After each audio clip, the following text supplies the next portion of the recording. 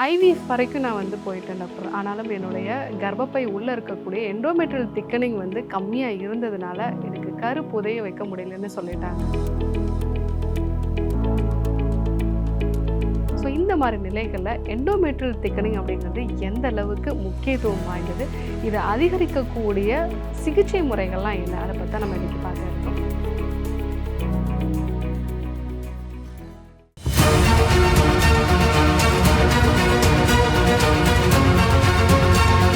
Doctor Srivarma's அழகும் ஆரோக்கியமும். நண்பர்கள் அனைவருக்கும் வணக்கம். நான் ஸ்ரீவர்மா மருத்துவமனையின் மகளிர் சிறப்பு மருத்துவர் ஜெயரூபா. இந்த நாள் இனிய நாளாகவே என்னுடைய மனமார்ந்த வாழ்த்துக்களும் பிரார்த்தனைகளும். சமீப காலமாக இந்த குழந்தையின்மைக்காக நிறைய சிகிச்சை முறைகள் எடுத்துக்கொள்ளக்கூடிய நபர்களை பார்க்கும்போது, ஸோ ஐயுஐ ஐவிஎஃப் வரைக்கும் போகிறோம் டாக்டர். ஸோ ஆனால் அது ஒரு முறை 2 முறை செஞ்சும் எங்களுக்கு பலன் அளிக்கலை. அதற்கு முக்கியமான காரணமாக இருந்தது எங்களுடைய எண்டோமெட்ரியல் திக்கனிங் அப்படிங்கிறது தேவையான அளவு இல்லை. இதனால தான் எனக்கு ஐவிஎஃப் அப்படிங்கிறது ஃபெயிலியர் ஆச்சு அப்படின்னு சொல்லுவாங்க. ஸோ இந்த எண்டோமெட்ரியல் திக்கனிங் அப்படிங்கிறது என்னென்னா, நம்மளுடைய கர்ப்பப்பைக்கு உள்ளே இருக்கக்கூடிய அந்த ஒரு டிஷ்யூக்கு பேர் தான் எண்டோமெட்ரியம் அப்படிங்கிறது. இந்த டிஷ்யூவோட அளவு அளவில் பெருசாக இருந்தால் தான் உங்களுக்கு அந்த கரு அப்படிங்கிறது புதைஞ்சு வளர்கிறதுக்கான ஒரு வாய்ப்புகள் இருக்கும்.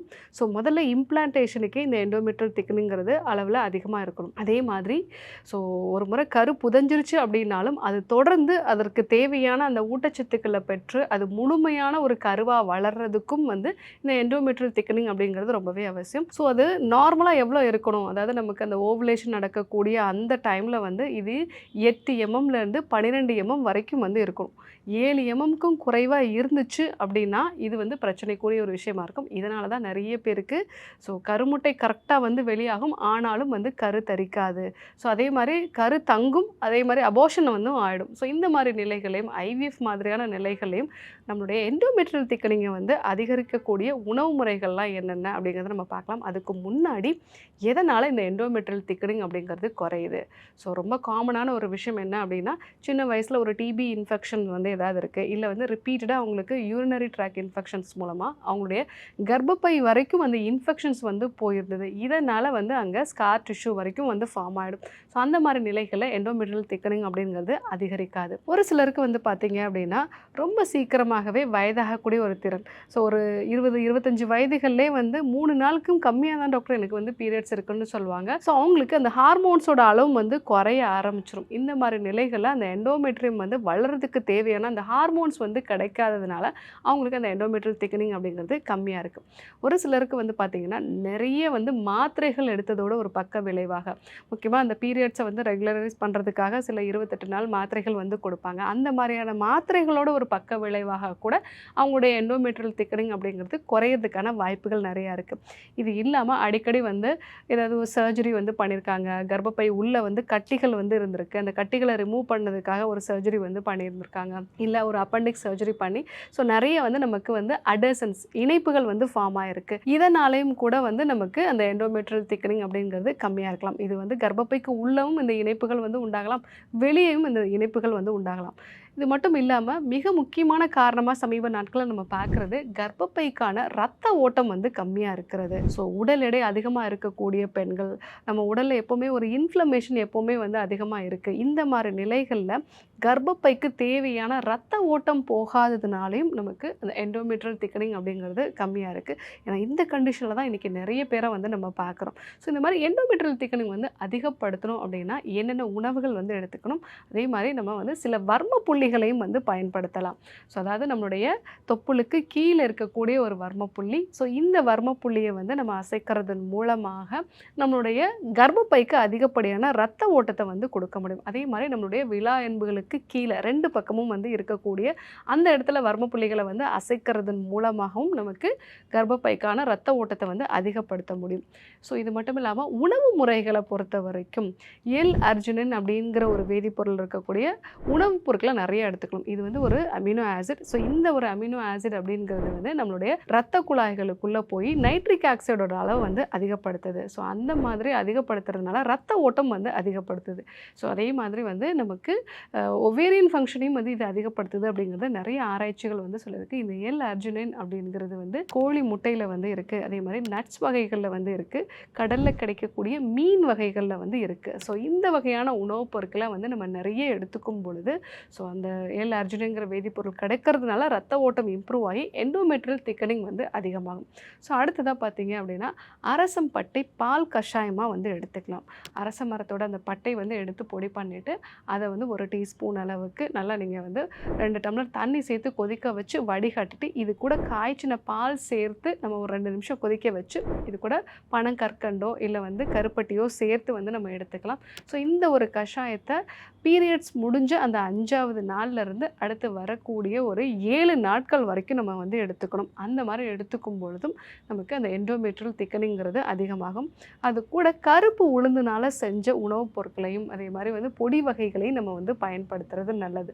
ஸோ இந்த மாதிரி நம்ம வந்து பயன்படுத்தணும் அப்படின்னா நம்மளுடைய அந்த கர்ப்பப்பையோட இந்த எண்டோமெட்ரியல் திக்கனிங்கிறது அதிகமாகும். இது கூட ஸ்ட்ரீகேர் ரெஜுனேஷன் வகையான மருந்துகளையும் எடுத்துக்கும் போது நமக்கு எண்டோமெட்ரியல் திக்கனிங்கிறது அதிகமாகும். ஸோ நிறைய பேர் வந்து இந்த ஐவிஎஃப் ஃபெயிலியர் ஆகிறதுக்கு அதே மாதிரி அடிக்கடி வந்து கருச்சிதைவு வந்து உண்டாகிறதுக்கு கரு வந்து 2 கோடு வந்து எனக்கு ப்ரெக்னென்சி கார்டில் காமிச்சிச்சு டாக்டர், ஆனால் அதுக்கப்புறமா வந்து எனக்கு அபார்ட் ஆகிடுச்சுன்னு சொல்லுவாங்க. இந்த மாதிரி நிலைகளில் அவங்க எண்டோமெட்ரியல் திக்கனிங் வந்து 7 mmக்கும் கம்மியாக இருக்குது அப்படின்னா உங்களுக்கு ஏதாவது ஹார்மோனல் இம்பேலன்ஸ் இருக்காங்கிறத பாருங்கள். நீங்கள் நிறைய ஹார்மோனல் மெடிசன்ஸ் ஆல்ரெடி எடுத்துகிட்டு இருந்தீங்களா, இல்லை உங்களுக்கு ஏதாவது இன்ஃபெக்ஷன்ஸ் வந்து அதிகமாக இருந்ததா, மிக முக்கியமாக உடல் எடை அதிகரித்து அதனால் இன்ஃப்ளமேஷன் உங்கள் பாடியில் இருக்கிறனால கர்ப்பப்பைக்கான ரத்த ஓட்டம் கம்மியானதா அப்படிங்கிறத செக் பண்ணி பாருங்கள். ஸோ அந்த மாதிரி இருக்கக்கூடிய நிலைகளை நான் சொல்லக்கூடிய இந்த 2 வர்ம புள்ளிகளையும், அதாவது பல்ல வர்மம் குடுக்கை வர்மம் அப்படின்னு சொல்லுவோம், இந்த வர்ம புள்ளிகளை வந்து நம்ம அசைக்கும் பொழுது நமக்கு கர்ப்பப்பைக்கான ரத்த ஓட்டம் வந்து நல்லா இம்ப்ரூவ் ஆகும். அது கூட அரசம் பட்டை பால் கஷாயம் அர்ஜினைன் இருக்கக்கூடிய உணவுப் பொருட்களை வந்து நம்ம எடுத்துக்கிறது, ஸ்ட்ரீகேர் ரெஜுனேஷன் வந்து எடுத்துக்கிறது. இந்த விஷயங்களெல்லாம் நீங்கள் ஃபாலோ பண்ணீங்க அப்படின்னா உங்களுக்கு அந்த எண்டோமெட்ரியல் திக்கனிங்கிறது அதிகரித்து கரு புதையிறதுக்கும் கரு வந்து நீடித்து வளர்கிறதுக்குமான வாய்ப்புகள் வந்து அதிகமாக இருக்கும். ஸோ நிறைய பேர் வந்து இந்த ஐவிஎஃப் ஃபெயிலியர் ஆகிறதுக்கு இந்த எண்டோமெட்ரியல் திக்கனிங் கம்மியாக இருக்கிறது தான் மிக முக்கியமான காரணமாக இருக்குது.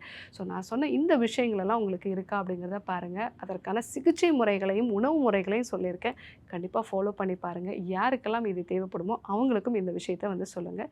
இதே போன்று ஒரு நல்ல தகவலோடு உங்களை சந்திக்கிறேன். நன்றி, வணக்கம். ஆயுர்வேதம் ஒரு பொக்கிஷம், நம் ஆயுள் நீட்டக்கும் அற்புதம்.